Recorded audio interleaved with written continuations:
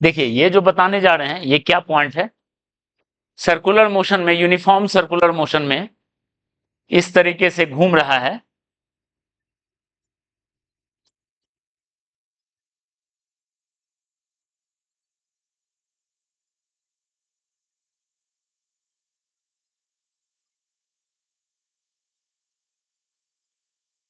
मान लो t0 पे यहां है, किसी t टाइम पे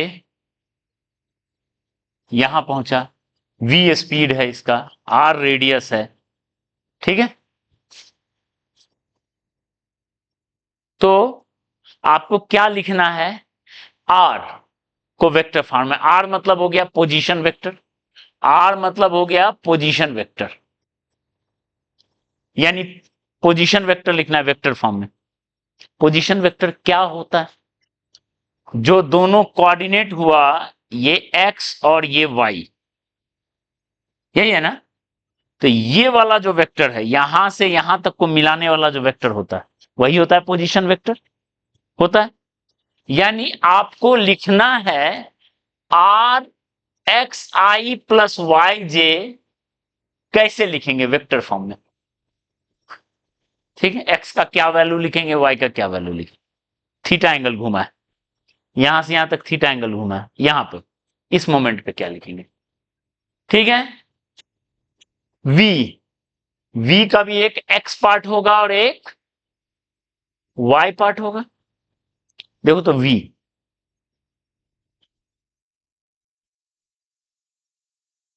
ओके, रेडियस है आर, एक्सीलरेशन का भी एक एक्स पार्ट होगा और एक वाई पार्ट होगा, होगा ए। आपको इसको वेक्टर फॉर्म में लिखना है, कैसे लिखेंगे, ओके। तो देखिए कैसे लिखेंगे वेक्टर फॉर्म में, पहले एक्स और वाई लिखते हैं, फिर वी एक्स वी वाई लिखेंगे, ठीक है। देखो एक्स वाई कैसे लिखेंगे, डायग्राम को ध्यान से देखो, डायग्राम अगर ध्यान से देख रहे हो तो आपको क्लियर दिख जाएगा, ध्यान दीजिए। ये आर है, ये थीटा घूमा है, इधर है एक्स, इधर है वाई, ये आर है तो ये रेडियस है, ठीक है। बताओ तो यहां से अगर हम परपेंडिकुलर ड्रॉप कर देंगे तो ये पार्ट कितना होगा और ये पार्ट कितना होगा, हो गया। यानी ये लिखाएगा,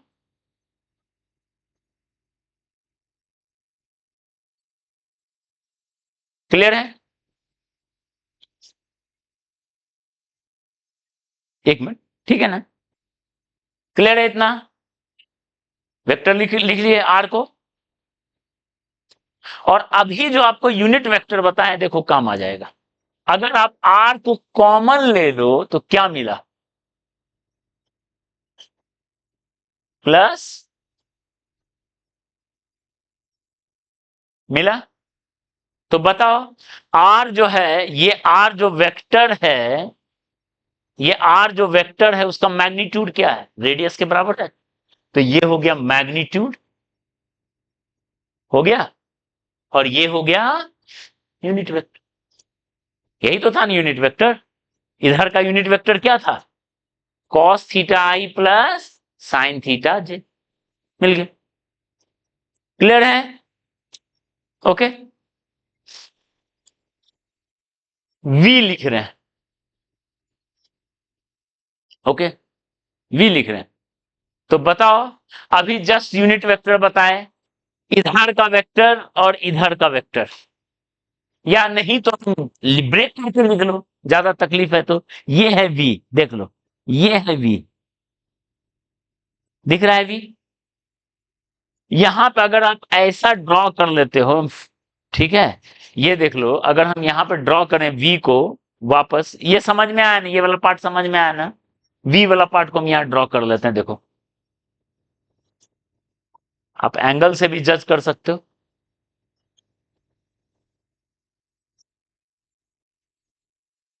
ये है V। क्लियर है? ये है V, ये एंगल है थीटा। अब बताओ तो ये एंगल कौन सा होगा? ये 90, ये 90 माइनस थीटा, ये 90, तो ये एंगल थीटा होगा। ये एंगल 90 माइनस थीटा होगा। ओके, ठीक है। तो बताओ V उसके साथ थीटा बना रहा है, वापस डायग्राम को ड्रॉ करें, इसके साथ थीटा बना रहा है। तो बताओ इसका इधर वाला पार्ट कितना हो गया? V cos थीटा हुआ, और इधर वाला पार्ट हुआ। ठीक है, तो बताओ क्या लिखेंगे? इधर का वेक्टर ये है, मैग्नीट्यूड ये है, डायरेक्शन इधर कौन सा है? Unit vector minus I. तो क्या लिखेंगे? Minus V sine theta I, ये वाला direction, plus V cos theta, आ गया वेक्टर। क्लियर है? आ गया वेक्टर।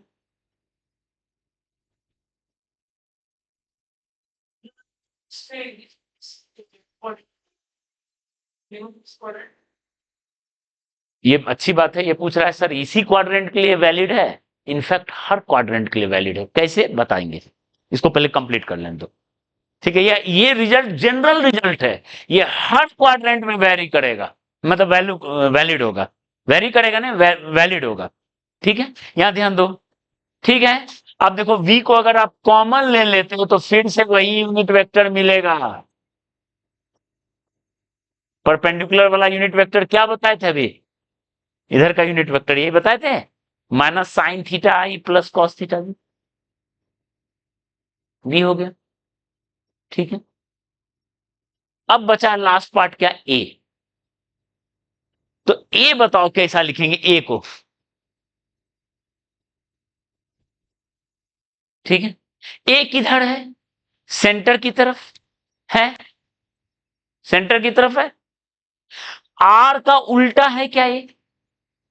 आर का उल्टा है। आर है ऐसे, ए है ऐसे, उल्टा है। ठीक है, तो उल्टा है आर का, तो पहले मैग्नीट्यूड लिख लेते हैं। लिख लिए? आर का यूनिट वेक्टर क्या है? उसका उल्टा कर लो।